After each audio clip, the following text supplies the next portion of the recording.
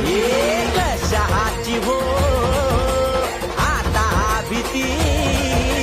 माऊली उभी पाठीशी जित पुणी तू घेणार